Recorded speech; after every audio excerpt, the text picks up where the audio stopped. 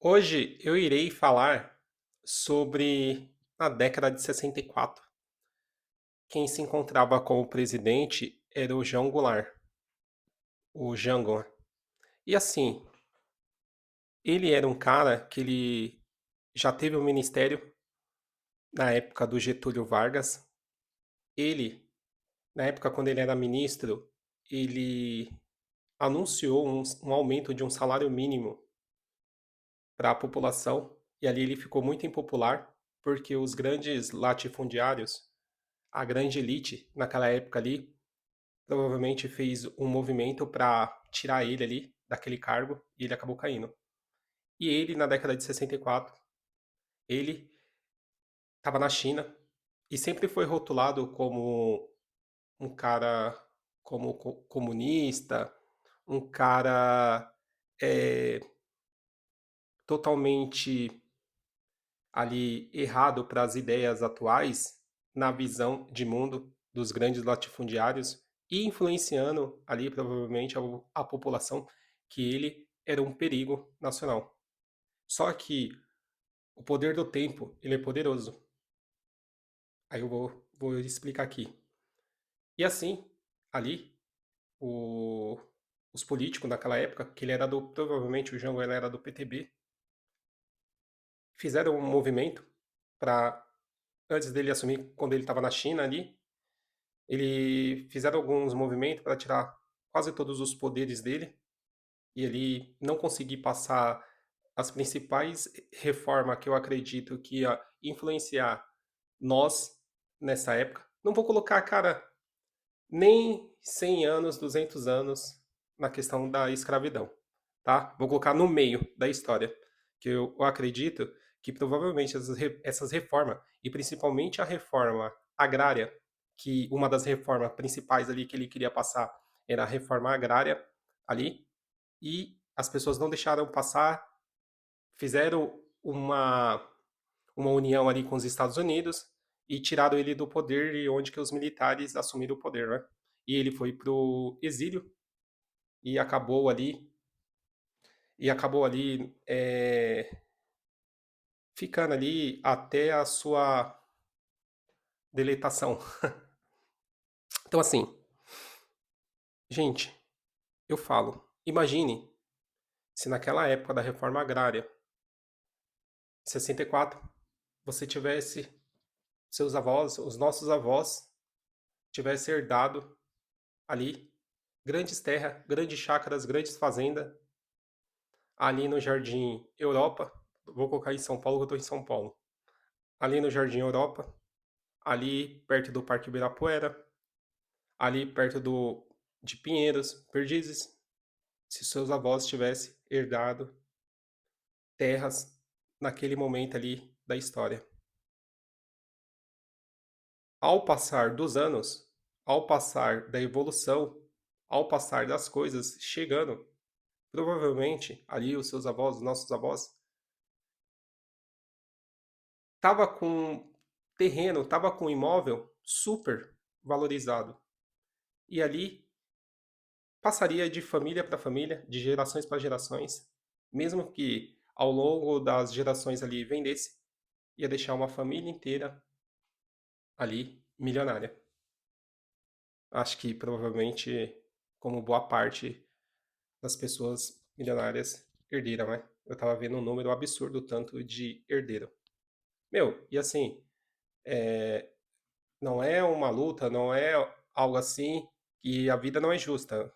A gente não tem que fazer. Só que eu vejo que é um ato de reflexão nosso, uma reflexão nossa, porque se encontramos em uma situação difícil de conseguir um imóvel, né? Como que eu sempre falo aqui na questão de imóvel, mesmo se você conseguir financiar, você vai pagar às vezes duas, três vezes mais, taxa de juros alta, vai passar dificuldade, perrengue, só que assim, a vida é isso, não tenho para onde correr.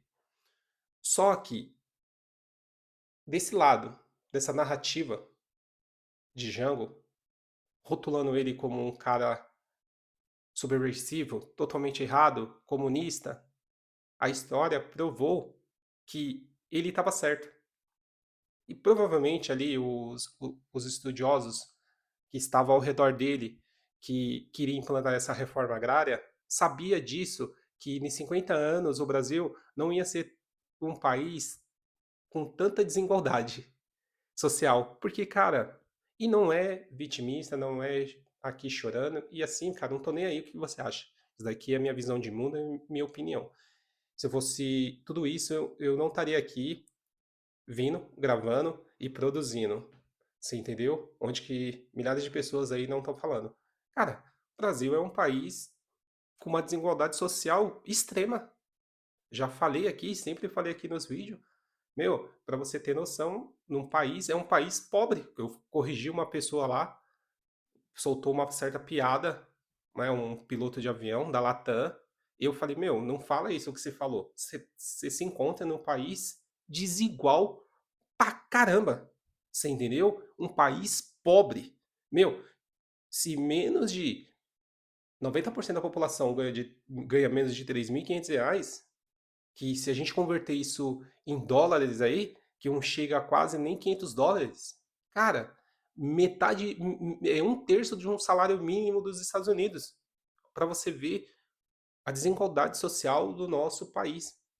E essa narrativa do Django, naquele tempo, é o que a gente tem que tomar cuidado nos momentos atuais, nos momentos contemporâneos.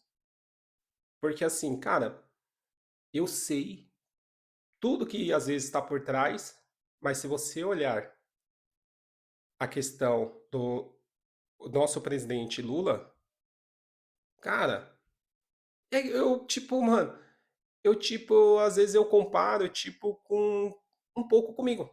Da questão assim, principalmente aqui da questão quando eu comecei a gravar, meu, com dificuldade no português, meu, com dificuldade com a linguagem corporal, com dificuldade, às vezes, de pronunciar. Só que eu falei, meu, eu tenho que fazer e melhorar na minha história de vida, você entendeu? Me evoluir aos poucos, porque, como que eu falei, a vida não é justa, não tenho o que fazer.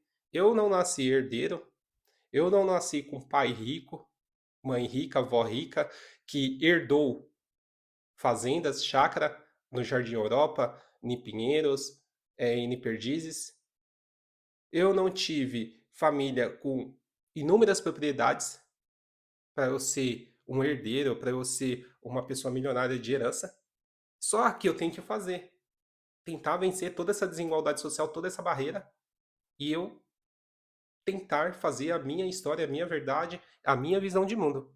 E assim, como eu estou falando assim, se você for olhar também pro Lula, cara, toda dificuldade na questão da criação, ali onde cresceu com toda dificuldade, eu estava assistindo até uns vídeos, eu gosto dos vídeos antigos ali, ele na época, na década de 70, de 80 ali, ele debatendo com o saudoso Enéas, e para você ver como que existia um preconceito naquela época que a pessoa que não tinha curso superior, né, o Dr. Enéas, ele falava muito que uma pessoa para gerenciar o Brasil tinha que ter um curso superior, que ele não era hábito, ele não era capaz ali de gerenciar uma grande nação. Cara, mas no mundo hoje contemporâneo, no mundo hoje assim, acho que essa habilidade eu acho que caiu por terra. E o que, que eu vejo ali? O preconceito que sempre predominou, a desigualdade, você entendeu? Que ali talvez o Lula, naquela época ali, e a família não tinha condições de pagar um curso superior, porque naquela época era caríssimo o curso superior, ali, faculdade, e quem é pobre, como que você vai estudar, trabalhar, entendeu? E se formar com ter uma alta habilidade em todas as áreas, é dificuldade. Dá para conseguir? Dá para conseguir, mas sempre você vai estar, às vezes, 100, 50, 200 anos atrasado. E sempre quando você chegar lá, sempre você vai ter algum déficit em algo. Então, olhamos a desigualdade extrema no nosso Brasil e devemos ter cuidado, às vezes, nesse momento de história que é o momento presente, cuidado. Porque assim, sempre um lado que às vezes poderia mudar essa desigualdade social que talvez às vezes impede, que talvez sempre deixa travado, talvez às vezes sempre está por detrás nos bastidores para as pessoas não ter a acessão, do outro lado da porta vai existir, infelizmente, os malfeitores captando essas pessoas e oferecendo um mundo onde que ela jamais ia conseguir com rapidez, que é o que vemos hoje. Eu não preciso nem falar o que que é. Então, assim, gente, pega essa reflexão na década de 50, se seus avós tivessem herdado chácaras, fazendas, ali na reforma agrária do Jango, que era o pilar lá, com certeza ia existir uma acessão de herdeiros milionários, que ia mudar a desigualdade social do Brasil, com certeza. Não estou falando nem habitacional, eu estou falando de desigualdade social, na questão de milionários. Porque assim, como que eu falei, se você tivesse uma chácara, uma fazenda, nas principais capitais hoje, aqui de São Paulo, estou falando São Paulo, eu estou em São Paulo, com certeza, ao longo dos anos, as evoluções chegando, você venderia ali a partes dos lotes e isso ia trazendo riqueza, dinheiro ali, prosperidade de geração para geração e a desigualdade do Brasil muito menor o que se encontra hoje. Tá bom? É só uma reflexão aí e Deus abençoe.